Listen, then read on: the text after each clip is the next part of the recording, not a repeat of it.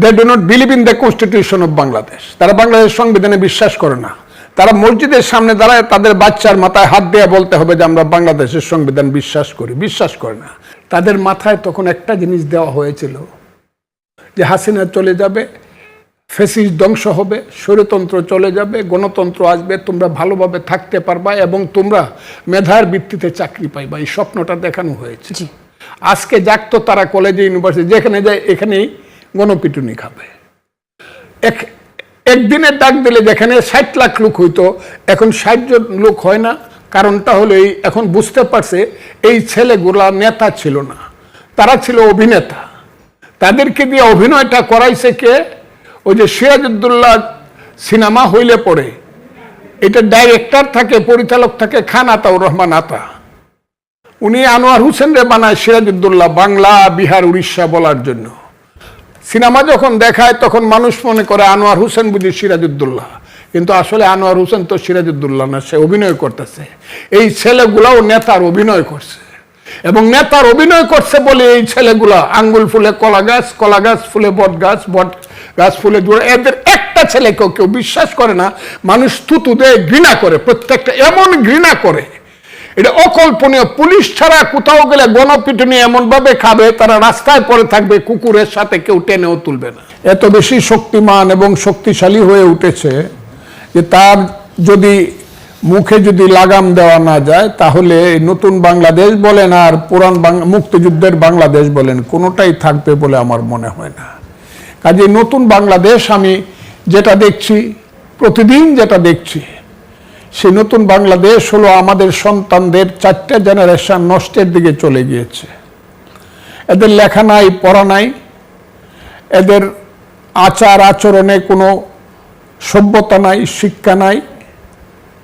এরা শুধু মনে করে রাজপথে 2টা স্লোগান, 2টা গালাগালি, 2টা বকা, মানুষকে অপমান করা, মব করা, এই করলে পরেই বুঝি জীবনের সার্থকতা এবং এ দিয়েই বুঝি তারা সার্থক হবে জীবনে।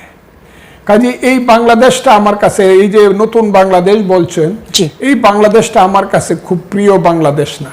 জি, তাহলে একটু বলবেন না, আপনি বলছেন যে এই বাংলাদেশ আপনার কাছে প্রিয় বাংলাদেশ নয়, কালো শক্তির কথা বললেন। এই একই কথার কারণে আমরা মানে আপনার দল থেকেও 3 মাসের জন্য আপনাকে একরকম বলা হয় যে একটু আলাদা রাখার চেষ্টা করা হয়েছিল। তারপরেও আপনি আজকেও একই জায়গায় দাঁড়িয়ে একইভাবে এই কথা বলছেন।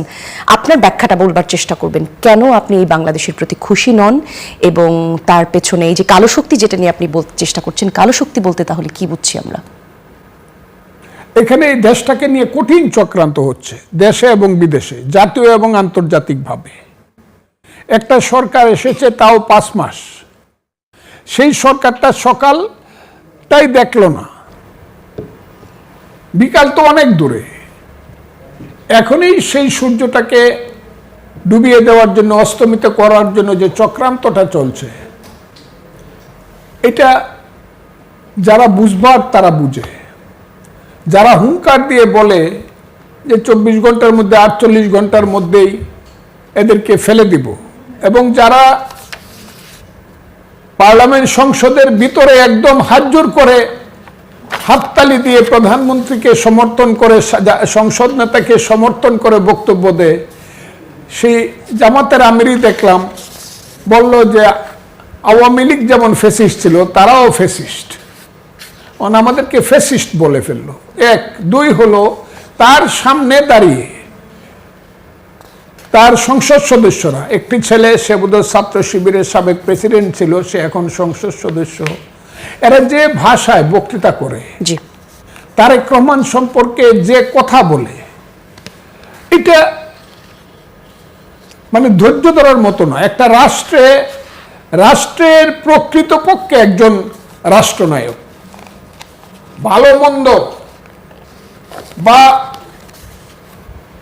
যাই বলুক, উনি বাংলাদেশের পূর্ব মানে প্রধানমন্ত্রী, উনি বাংলাদেশ সরকারের প্রধানমন্ত্রী, উনি এক্সিকিউটিভ হেড। উনার সম্পর্কে 5 মাসে যে কথা, তারা যে ধরনের ভাষা তারা ব্যবহার করছে, এই ভাষাটা মানে কি বলবো, খুবই অসুন্দর। কিন্তু সেক্ষেত্রে তাহলে সরকারের পক্ষ থেকে কেন কোনো ব্যবস্থা নেওয়া হচ্ছে না, সমালোচনা করা হয় না? আমরা দেখি সংসদে খুবই ভালো সম্পর্ক দুই দলের মধ্যে, তারা যেটা বলেন আমরা দেখি দুই দলই আসলে সুন্দর সামঞ্জস্যপূর্ণ কথা বলেন। এটা আপনার এই প্রশ্নের উত্তরটা হলো, এরা হলো জাতে মুনাফিক।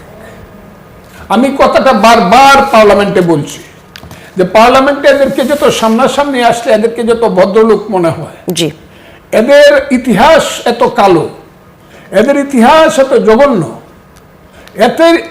এরা এত মহাপাপী। 1971 সনে এত মহাপাপ করেছে এবং এখন পর্যন্ত সেই মহাপাপকে তারা ভুলতে পারে নাই। এবং তাদের পূর্বপুরুষ মুক্তিযুদ্ধে যে পরাজিত হয়েছিল এবং শাস্তি পেয়েছিল, তার প্রতিশোধ স্পৃহা নিয়ে তারা ভিতরে সমস্ত কিছু চেপে রেখে পার্লামেন্টে তারা নিজেদেরকে অনেক মানে কি বলবো ভদ্রলোক দেখানোর চেষ্টা করে। আমি কিন্তু বলেছি পার্লামেন্ট থেকে এক কদম বেরিয়ে তাদের যে রূপ সেটা হলো অন্য রূপ। এরা হলো মুনাফেক। এইটা বাংলাদেশের দুর্ভাগ্য যে একটা মুনাফেক রাজনৈতিক দল হলো আজকে সরকারের বিরোধী। কিন্তু মুনাফেক রাজনৈতিক দল তো এই সরকারের সাথেও একসময় রাজনীতি করেছে, তারা আগেও সংসদে ছিল, এখন আসলে তাদের আদর্শ নিয়ে এত আলোচনা কেন হচ্ছে, এই প্রশ্ন প্রথম। আর দ্বিতীয় প্রশ্ন যেটা করতে চাই, আপনি যেটা বললেন যে বিরোধী দলকে আপনি মুনাফেকের দল বললেন, তারা বাংলাদেশের সংবিধান বিশ্বাস করেন আপনি বললেন, আবার বাংলাদেশের সংবিধান সংস্কার, গণভোট,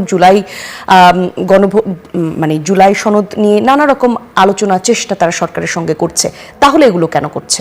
এক নম্বর হইল first, they do not believe in the constitution of Bangladesh. তারা বাংলাদেশের সংবিধানে বিশ্বাস করে না। তারা মসজিদের সামনে দাঁড়ায় তাদের বাচ্চার মাথায় হাত দিয়ে বলতে হবে যে আমরা বাংলাদেশের সংবিধান বিশ্বাস করি, বিশ্বাস করে না। তারা বাংলাদেশের 72-এর সংবিধানটাকে ছুঁড়ে ফেলে দিতে চায়। শপথ তো নিয়েছেন, শপথ নিয়েছেন তো সেই সংবিধানের। ওইখানেই মুনাফেকিটা। ওই কারণে আমি বলছি যে এই দেশটা আমি চিনতে পারি না। এটা মুনাফেক যে কালো শক্তি, তারা সব জায়গাতে এমন একটা অবস্থানে বসে গেছে যে তাদেরকে উপরেও ফেলা যাচ্ছে না, আবার তাদেরকে নিয়ে সংসারও করা যাচ্ছে না। কিন্তু সংসার তো মানে যদি বলি রাজনৈতিক সংসার তো আসলে কালে কালে সব দলই তাদের সঙ্গে করে এসেছে। এবং এই কারণেই বলছি ভবিষ্যৎ খুব খারাপ। দেশের ভবিষ্যৎ এইভাবে চললে খুব ভালো হবে এই ধরনের, এটা আমার মনে হয় না। আমি আপনাকে বলি এক সময় চলতে চলতে এক জায়গা থেকে সেই জায়গাটা বোধ হয় বেশি দূরে নয়, এক জায়গা থেকে কিন্তু কন্ট্রাডিকশনটা এই পর্যায়ে আসবে যে পয়েন্ট অফ নো রিটার্ন। তখন কিন্তু খেলায় নামতে হবে উভয় পক্ষকে, পয়েন্ট অফ নো রিটার্ন। একদল বলবে আমি গণতন্ত্র চাই, আমি মুক্ত বুদ্ধির স্বাধীনতা চাই, আমি জ্ঞান বিজ্ঞানে নিজেকে সমৃদ্ধ করতে চাই, আমি ইহজাগতিক যত কিছু অর্জন করতে চাই, আমার সন্তান এখানে হবে ডাক্তার, ইঞ্জিনিয়ার, আমার সন্তান হবে বিজ্ঞানী। এইটাই একদল আধুনিক, যারা বলবে আমরা হব অসাম্প্রদায়িক, আমরা হব ধর্মনিরপেক্ষ, আমরা হব গণতান্ত্রিক, আমরা হব মানবতাবাদী। এটা এক জায়গায় দাঁড়াবে, যেটার প্রধান এবং প্রকৃত রূপ হলো 71-এর মুক্তিযুদ্ধ। আর আরেকটা দল যারা 71-এর মুক্তিযুদ্ধে বিরোধী ছিল, তারা দাঁড়াবে এক পক্ষে, সাম্প্রদায়িকতার পক্ষে, জঙ্গিবাদের পক্ষে, দেশটাকে পাকিস্তান আফগানিস্তান করার পক্ষে, আইএসের পক্ষে, হিজবুত তাহরিরের পক্ষে, লস্করে তৈয়বার পক্ষে। যে রাজনীতি এই পৃথিবীতে সাম্প্রদায়িক এবং অমানুষিক রাজনীতি যে পৃথিবীটাকে কলঙ্কিত করে দিচ্ছে, সেই পথে বাংলাদেশে একদল দাঁড়াবে। এবং আমার ধারণা হলো পৃথিবীর সবচেয়ে শক্তিশালী সাম্প্রদায়িক এবং জঙ্গিবাদী শক্তি বোধহয় বাংলাদেশের একটা শক্তি এই জায়গাতে দাঁড়াবে। এবং আপনি দেখবেন এটা কিন্তু অনেক শক্ত এবং খুবই মানে ভারী একটা মতামত আপনি রাখছেন। এটা আমার মতামত না শুধু, দ্যাট উইল বি। যদি ওরা যদি নিজেদেরকে পরিবর্তন না করে, তারা তাদেরকে পরিবর্তন করবে বলে আমার মনে হয় না। কারণ এটাই তাদের, কারণ বাংলাদেশ তারা চায় না। বাংলাদেশটাকে যদি তারা ধ্বংস করতে চায়, বাংলাদেশটাকে যদি তারা পরিবর্তন করে আবার পাকিস্তানে ফিরতে চায়, তাইলে ওই যুদ্ধ ছাড়া তাদের কোনো পথ নাই। আমরা তো চাই না। আমরা চাই, আমরা যে মুক্তিযুদ্ধ করছিলাম, যে আদর্শের ভিত্তিতে একটা সংবিধান করছিলাম, পরিমার্জনের মধ্য দিয়ে সেই সংবিধানটা একটা গণতান্ত্রিক সংবিধান হয়ে উঠুক। আমি চাই তো ইহজাগতিক রাজনীতি। আমি রাজনীতি করে তো বেহেশতে যাইতে চাই না, বেহেশতের টিকিটও আমি চাই না। আমি রাজনীতি করে মানুষের পেটের ভাত, পরনের কাপড়, গরিব মানুষের সুখ দুঃখের সাথী আমি হতে চাই। এই দেশটাকে আমি উন্নত করতে চাই জ্ঞানে বিজ্ঞানে। এটা হলো আমার ইহজাগতিক রাজনীতি। এটার সঙ্গে আমার স্রষ্টার সঙ্গে যে সৃষ্টির যে সম্পর্ক, এটা আল্লাহর সঙ্গে আমার সম্পর্ক। এটা জামাত বা অন্য কেউ ঠিক করে দিবে আমি কিভাবে চলবো, তুই কে? আসবো আমরা এই জায়গাটাতে। আমি আমার আল্লাহর সঙ্গে বুঝবো, এই হাসরের ময়দানেই বুঝবো। এইখানে আমি আমার ইহজাগতিক রাজনীতির সঙ্গে আমি ধর্মকে আমি এক করে এইটাকে সমস্ত কিছু আমি অন্ধকারের দিকে ঠেলে দিতে চাই। তাহলে স্যার এখানে আসলে দুইটা প্রশ্ন তাহলে আসে। আপনি বিশ্বাস করেন কিনা, আপনি তো বলছেন যে এই কালো শক্তি থেকে বের হয়ে আসতে হলে আমাদের আদর্শগত পরিবর্তন দরকার। সেই আদর্শিক জায়গা থেকে তাহলে তরুণদের কথা আসে, আমাদের তরুণ প্রজন্ম, দেশে যারা এখন আসলে রাজনীতি করতে চায়, এখন যারা রাজনীতি করছে। 2 বছর আগে একটা অভ্যুত্থানের মধ্য দিয়ে, বিপ্লবের মধ্য দিয়ে, আন্দোলনের মধ্য দিয়ে নতুন একটা তরুণ রাজনৈতিক দল হলো। সার্বিকভাবেই যদি বলি, স্পেসিফিক না করে যদি এনসিপি সম্পর্কেও না বলি, সার্বিকভাবেও যদি বলি তরুণ রাজনীতিবিদদের কাছে তাহলে আমরা কি ভরসার জায়গা রাখতে পারি কিনা? যেই কমিটমেন্টের কথা আপনি বললেন আদর্শের জায়গা থেকে, সেই আদর্শের কমিটমেন্ট কি, মানে আদর্শিক জায়গাটা কি তরুণ রাজনীতিবিদদের মধ্যে তৈরি হচ্ছে? না, এটার কারণ হইল আমরা একটা জিনিসকে দেখিনি। আমরা যখন 5ই আগস্ট কেন্দ্রিক আন্দোলন, জুলাই কেন্দ্রিক, আগস্ট কেন্দ্রিক আন্দোলনটা যখন করি শেখ হাসিনা সরকারকে পরিবর্তন করার জন্য, সেটার মূল জনগণের নেতৃত্ব যেটা ছিল 15 বছর যাবৎ, সেই মূল নেতৃত্ব ছিল খালেদা জিয়া, বিএনপি এবং তারেক রহমানের। জমিটা বিএনপির, রোয়া লাগাইছে বিএনপি, ধান ফলাইছে বিএনপি, কাটছে ছেলেরা এবং আমরা সবাই মিলে এই দেশে। আমরা চিন্তা করছিলাম একটা স্লোগান বাস্তবায়িত হবে, 1 দফা 1 দাবি, শেখ হাসিনা কবে যাবে।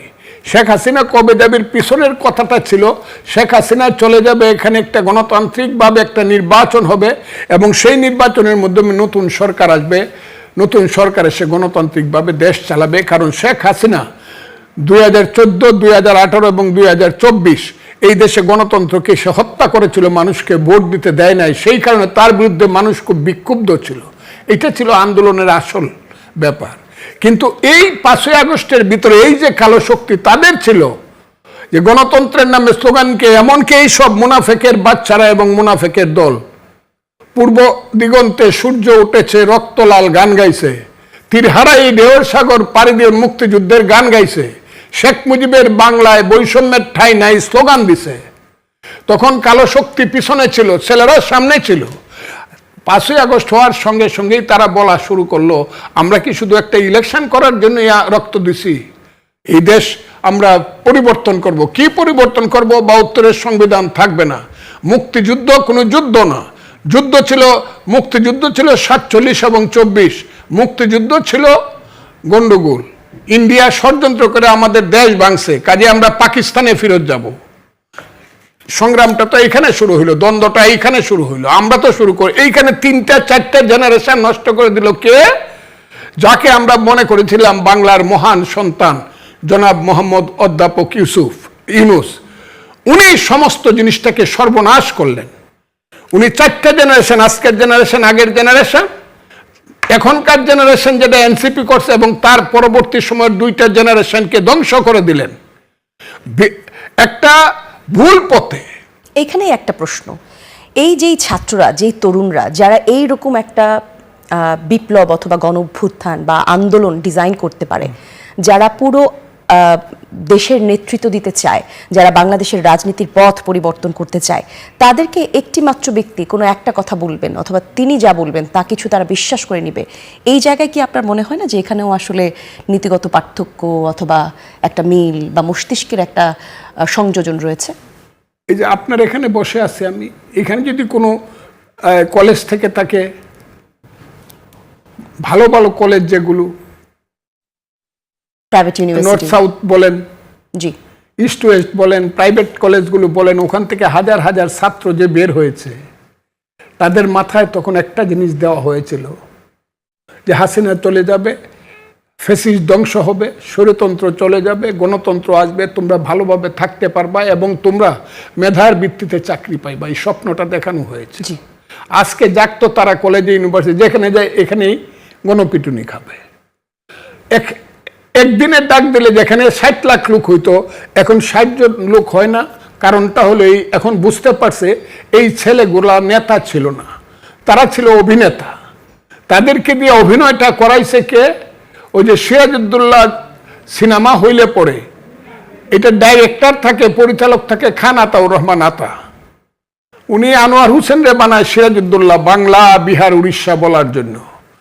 সিনেমা যখন দেখায় তখন মানুষ মনে করে আনোয়ার হোসেন বুঝি সিরাজউদ্দৌলা, কিন্তু আসলে আনোয়ার হোসেন তো সিরাজউদ্দৌলা না, সে অভিনয় করতেছে।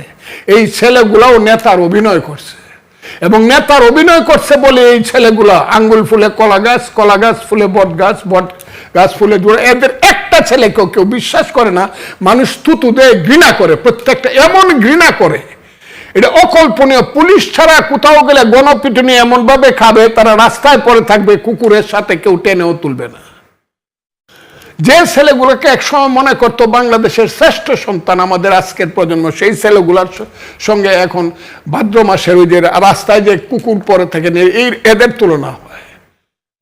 এরা তো ধ্বংস করে দিছে। যাদের 100 টাকা ছিল না, এখন 100 কোটি টাকা আছে।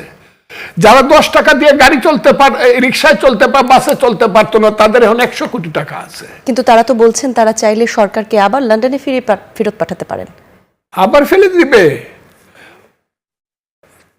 তাইলে বলতে হবে ধরুন তুমি দ্বিধা হও, আমি মাটির নিচে চলে যাই, চেষ্টা করে দেখতে পারে। এই সরকারকে আবার এরা ফেলে দিবে? অসম্ভব।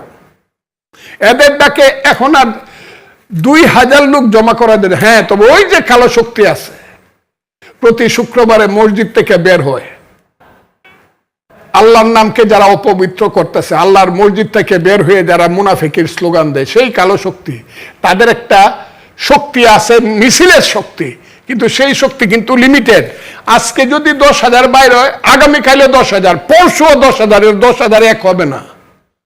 কারণ তাদের শক্তিটাকে তারা অর্থ, বিত্ত, আরো অনেক কিছু দিয়ে এটা সৃষ্টি করতে হয়।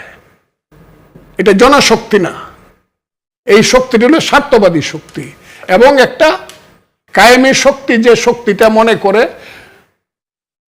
জিতলে গাজী হবে, মরলে শহীদ হবে, এই স্বপ্ন তাদেরকে দেখানো, কিন্তু সবটা ব্যাপার মিথ্যা। আলোচনা আরো আমাদের সামনে যাবে, একটা বিরতি নিতে হচ্ছে। Thank you very much. থাকুন সঙ্গে। এই দর্শক দেখছেন নতুন বাংলাদেশ, ছোট্ট একটা বিরতির পর ফিরছি।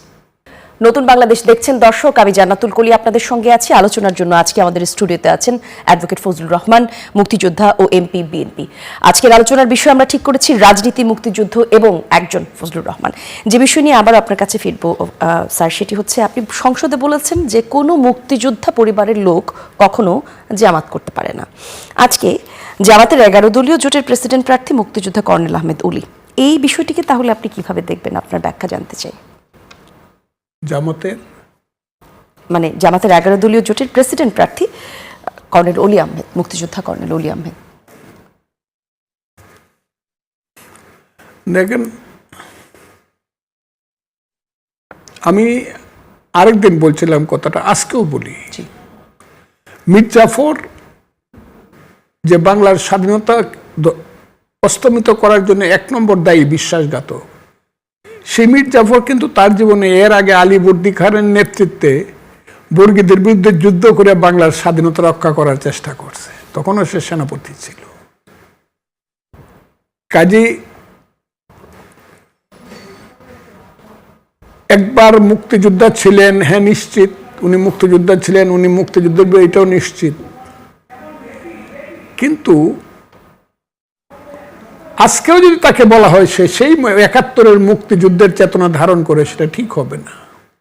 লাভে হোক, লোভে হোক, জ্ঞানে হোক, অজ্ঞানে হোক, স্বার্থে হোক, যে কোনো কারণেই হোক, আজকে সে তার এই অবস্থান থেকে সরে গেছে। এখন আর মানুষ তাদেরকে মানুষ মনে করে না, সেই মাপের মানুষ তারা না। এখন তারা তাদেরকে দিয়ে যা ইচ্ছা করানো যায়। কাজেই ওলি আহমদ সাহেবের মতো লোক যদি মেন্টালি ডিস্টার্ব না হইতো,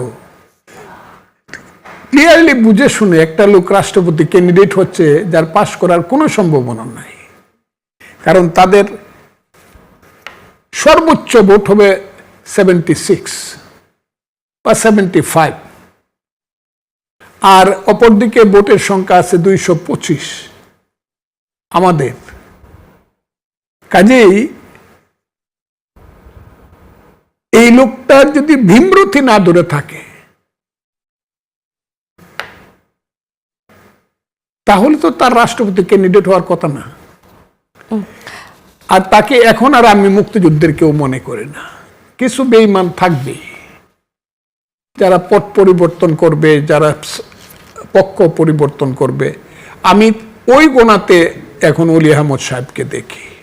এর বেশি আর তাকে আমি অপমান করে কোনো কথা বলতে চাই না। ওই যে বুড়ো বয়সে ভীমরতি যাকে বলা হয়, উনি সেই রোগে ভুগছেন, অথবা লাভে লোভে। আমি কথাটা তো বললামই। জি, আবারও যদি একটু ফিরে যাই, মানে বর্তমানে আবার দেখলাম যে বিএনপির পক্ষ থেকে দুটি মনোনয়ন নেওয়া হয়েছে, যদিও আসলে সঠিকভাবে বলা যায়নি কোনটি কার অথবা কে কার জন্য নিচ্ছেন, সে ব্যাপারেও আপনি জানেন কিনা। বিএনপি থেকে তাহলে দুটি মনোনয়ন কেন নেওয়া হলো? মানে বিএনপি তো একটি দল, যদিও নিয়মের বহির্ভূত না, এটি নিয়মে আছেন, সেক্ষেত্রে আপনার বিএনপির নিয়মের বহির্ভূত না, মানে দুইটি মনোনয়ন নেওয়া আসলে নিয়ম বহির্ভূত নয়, নিতেই পারেন, কিন্তু তারপরেও বিএনপি তো একটি দল, এখানে আসলে আবার দুটি মনোনয়ন নেওয়া হলো, মানে আপনার কোনো ধারণা আছে কিনা এই সম্পর্কে রাষ্ট্রপতি পদে? আমি প্রশ্নটা আচ্ছা, বুঝতেছি না। মানে বিএনপির পক্ষ থেকে মনোনয়ন গ্রহণ করেছেন দুইজন, তারা কাদের জন্য নিয়েছেন সেটি এখনো ও স্পষ্ট হয়নি। রাষ্ট্রপতি, জি। প্রেসিডেন্ট, এটা বলার সময় এখনো আসে না। Let us wait for time and the time will answer in time. কারণ আমি বিশ্বাস করি, যদিও অনেকে বলে যে তারুণ্যের প্রতীক আমাদের প্রধানমন্ত্রী, না, উনি এখন আর তারুণ্যের প্রতীক না, উনি অভিজ্ঞতার প্রতীক। কাজেই উনার উপরেই দায়িত্ব দেওয়া হয়েছে স্থায়ী কমিটির পক্ষ থেকে, এবং উনি নির্ভুলভাবে, নির্ভীক হৃদয়ে সঠিক সিদ্ধান্তটা সঠিক সময়ে নেবেন। জি, তারুণ্যের প্রতীক, আসলে তরুণ নিয়ে যখনই কথা বলেন আপনি, আমার আসলে যে বিষয়গুলো নিয়ে মাথায় আসে, আপনি জুলাই গণ অভ্যুত্থানকে বলেছিলেন যে এটি একটি মেটিকুলাস ডিজাইন ছিল, মানে এই বিষয়টি আসলে আপনি এখনো বলছেন বিভিন্ন জায়গায়, আমি দেখছি কিছুদিন আগেও আপনি একটা জায়গায় বলেছেন যে জুলাই গণ অভ্যুত্থান একটি মেটিকুলাস ডিজাইন ছিল, একই সাথে আমি বলি নাই জি, কথাটা।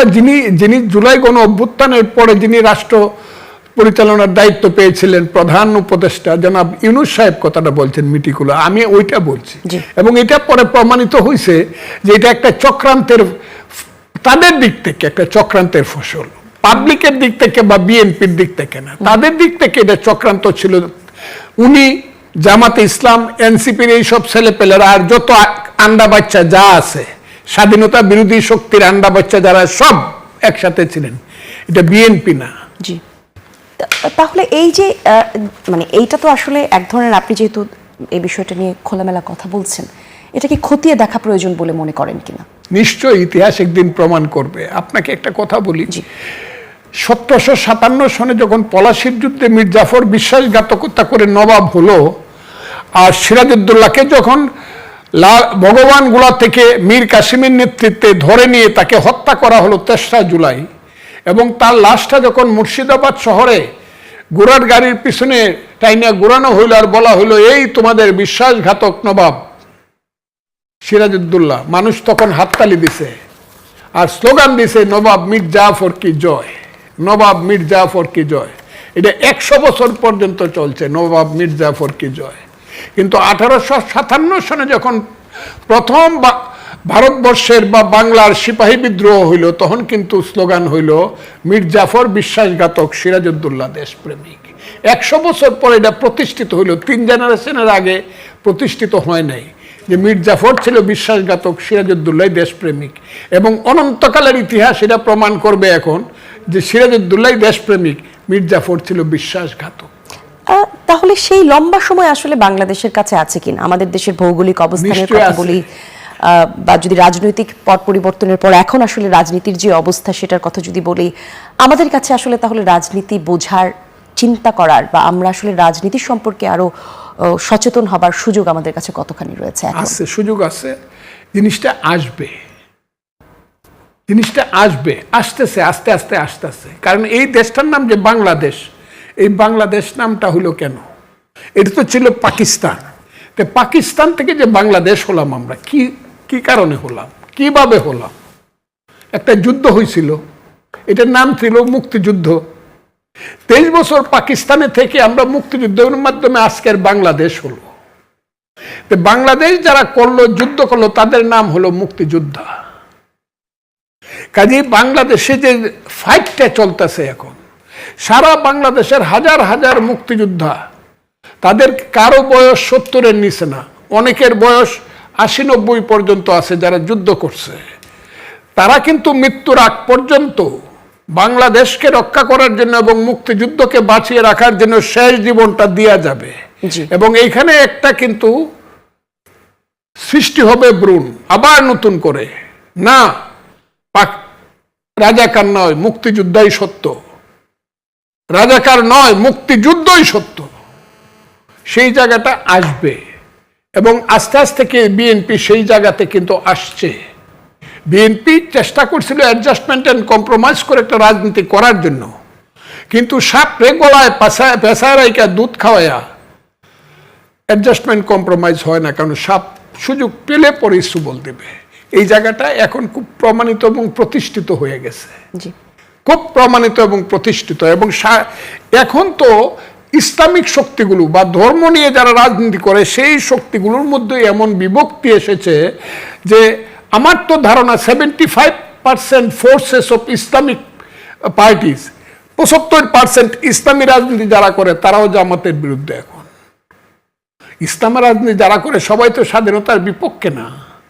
এই দেশে সবচেয়ে এক সময় ছিল সুন্নিরা ছিল সবচেয়ে বেশি, 90%, কিন্তু ওয়াহাবিরা আইসা, সালাফিরা আইসা এখন সুন্নিদেরকে, ওই যে যারা ওলিয়া উলিয়া, গাউস, কুতুব, দরবেশ, মাজার, যারা এই দেশে আইসা বলছে শোনো হে মানুষ ভাই, সবার উপরে মানুষ সত্য, তার উপরে নাই, সেই যে ইসলামের মর্মবাণী, প্রকৃত মর্মবাণী, সেই যে ওলিয়া উলিয়া, হজরত খাজা মাইনুদ্দিন চিশতি, নিজামুদ্দিন আউলিয়া, বখতিয়ার খাকি, ওই শাহ সুলতান নেত্রকোনার মদনপুরের, হজরত শাহজালাল, শাহপরান, গেসুদারাজ, কল্লা শহীদ, শাহ নাসিরুদ্দিন, বাইজিদ বুস্তামি, খান জাহান আলী সহ, শাহ মখদুম সহ যারা এই বাংলায় যারা ইসলাম প্রচার করছে, তাদের মাধ্যমে ইসলাম তারাই ছিল সবকিছু। কিন্তু এখন দেখা যাচ্ছে যে রাজনৈতিক শক্তিতে সেই ওহাবিরা সামনে এসে পড়েছে, যারা আল্লাহ মানে, রসুল মানে না, রসুল মানে রসুলকে রসুলের মতো মানে না, বলে উনি আমাদের বড় ভাইয়ের মতো, ওহাবিজম,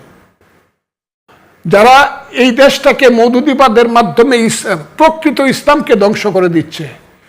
কিন্তু একটা সময় আসবে দুইটা জিনিস দাঁড়াবে দেশে, একটা হলো মুক্তিযুদ্ধের পক্ষে শক্তি দাঁড়াবে, আর ধর্মের পক্ষে দাঁড়াবে এই দেশে আহলে সুন্নাতুল জামাত বা সরকার আসলে এই বিষয়গুলো নিয়ে কতখানি সচেতন, সুফিজম যাকে বলে, জি, ওইটা দাঁড়াবে ধর্মের পক্ষে, আমি বললাম দেখবেন। হ্যাঁ, কিন্তু এখানেই প্রশ্ন আসলে সরকার এই বিষয়গুলো নিয়ে কতটা সচেতন। প্রথম প্রশ্ন, আপনি যেমনটা বললেন যে জামাতের ভিতরে অনেক জামাতের লোকজনই তাদের আদর্শ যেটা সেটাকে আসলে বিশ্বাস করতে চায় না, বা হয়তো মুক্তিযুদ্ধের বিপক্ষে তারা দাঁড়াতে চায় না। ঠিক একইভাবে আমরা শুনি যে বিএনপির মধ্যে অসংখ্য লোক আছে যারা আসলে জামাতি চিন্তা ভাবনার ধারণা করেন, তারা বিএনপিতে গুজে আছেন, বসে আছেন। সেই জায়গায় আসলে সরকার অবগত কিনা, ওই জায়গা থেকে সচেতন কিনা? এটা বললে ওই যে গুপ্ত একটা শব্দ বেরিয়েছে, এটা আমি বলতে চাই না গুপ্ত। এরা হইল মুনাফেক, যারা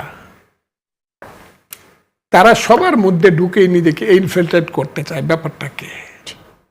দেখেন কিছুদিন আগে যে ছেলেটি ছাত্রলীগ করতো, ওই যে এই যে 7-8টা ছেলে দেখেন, 4টা ছেলে ছাত্রলীগ করতো, এবং দেখবেন বঙ্গবন্ধুকে নিয়ে কি বক্তৃতা করতেছে। এই যে কি ছেলেটার নাম, সাজ্জিদ আলম ছেলেটার নাম বোধহয়, আরে বাবা বঙ্গবন্ধু এই পৃথিবীর শ্রেষ্ঠ কইতেছে। আবার এই লোকটাই ডান দিক দিয়ে কইতেছে এই শেখ মুজিবুর রহমানের দেশ বিক্রি করে দিয়েছে, সে হইলো ভারতের, একই কথা কইতেছে।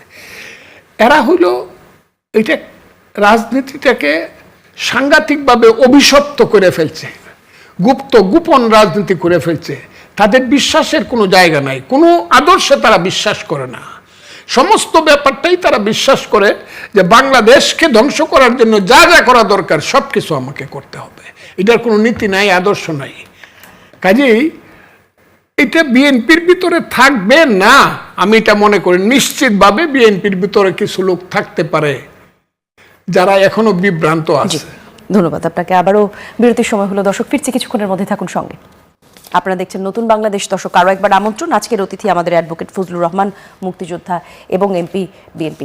আমরা কথা বলছিলাম তার সঙ্গে। স্যার, যে বিষয় নিয়ে এখন আসলে আপনাকে আপনার সাথে আলোচনা করতে চাই। আপনি লম্বা সময় বাংলাদেশকে দেখেছেন, বাংলাদেশের উত্থান পতন, রাজনৈতিক দল গড়ে ওঠা ভাঙা, এই সব কিছুর মধ্য দিয়ে আজকে আপনি এই জায়গায় দাঁড়িয়ে আপনি বলবেন যে বাংলাদেশে এখন সরকার যেই নীতিতে সরকার দেশ পরিচালনা করছেন, আমরা আসলে কোন জায়গাতে আছি, আমরা কি সঠিক সিদ্ধান্তগুলো নিতে পারছি কিনা, বহির্বিশ্বে বা বাইরের দেশগুলোর সঙ্গে আমাদের যে সম্পর্ক, সেই সম্পর্কগুলো সঠিক রেখে বাংলাদেশের পরিকল্পনা এগিয়ে যাচ্ছে কিনা?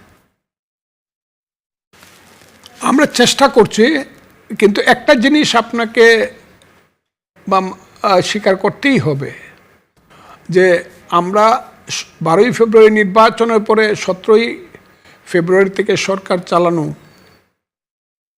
আজকে 5 মাস 5.5 মাস হয়েছে। ভুল ত্রুটি নিশ্চিত আছে, কিন্তু আমাদের যিনি নেতা, বাংলাদেশ সরকারের যিনি প্রধানমন্ত্রী, এক্সিকিউটিভ প্রধান নেতা, উনি কিন্তু চেষ্টা করতেছেন সিরিয়াসলি জিনিসটাকে মানে এগিয়ে নেওয়ার জন্য, এবং ভালোভাবে এগিয়ে নেওয়া, নির্ভুলভাবে এগিয়ে নেওয়ার চেষ্টা করতেছেন। ওনার চূড়ান্ত চেষ্টা মানুষ দেখতেছে যে উনি চূড়ান্ত চেষ্টা করতেছেন। একদিক দিয়ে ওনার নিজের দলকে উনি সংগঠিত করার চেষ্টা করতেছেন, আরেক দিয়ে অপোজিশন যারা আছে তাদের সাথে একটা কম্প্রোমাইজ করার বা অ্যাডজাস্ট করার চেষ্টা করতেছেন। আরেক দিক দিয়ে যে ধর্মীয় দলগুলো আছে, আজকেও দেখেন উনি গেছেন চট্টগ্রামে এবং সেখানে গিয়ে বাবুনগরী মানে সাহেবের সঙ্গে দেখা করেছেন, সমস্ত কিছুকে উনি অ্যাডজাস্ট করার চেষ্টা করতেছেন। এইটা আছে 5 মাসে। তবে একদম এখনই সারা বিশ্বের যে একটা স্যাটিসফ্যাকশন যে বাংলাদেশ সঠিকভাবে চলছে, তার সবটা পেয়েছে বললে বেশি বলা হবে, এটা অত্যুক্তি হবে। জি, একটু যদি আরো স্পেসিফিক আপনাকে জিজ্ঞেস করি যে ঢাকা দিল্লির সম্পর্ক নিয়ে বহির্বিশ্ব থেকে শুরু করে বাংলাদেশের রাজনীতি যারা করেন তারাও এক ধরনের মতামত রাখছেন, শঙ্কিত, চিন্তা করছেন এই জায়গাটায়। ঢাকা দিল্লির সম্পর্কে ব্রিক্স সম্মেলনে প্রধানমন্ত্রী না যাওয়া প্রায় নিশ্চিত, আজকে এটা প্রথম আলো ছেপেছে। একটু বলবেন যে মানে কিছুদিন আগে অর্থাৎ 5ই আগস্টে সংবাদ সম্মেলনে সাবেক প্রধানমন্ত্রী আসলেন, মুখ দেখালেন না তিনি, আবার বললেন যে বিজয়ের মাসে তিনি দেশে ফিরবেন। একই সাথে এই যে সেই ঘটনারই হয়তো বা একটা রেশ হতে পারে প্রধানমন্ত্রী যে ব্রিক্স সম্মেলনে যাচ্ছেন না, ধারণা করছেন রাজনীতি বিশ্লেষকরা। আপনার কি মনে হয়, আপনার মতামত একটু জানতে চাই এই জায়গাটাতে। আমি কথাগুলো বললে, সত্য কথাগুলো বললে অনেকেই কষ্ট পাবে,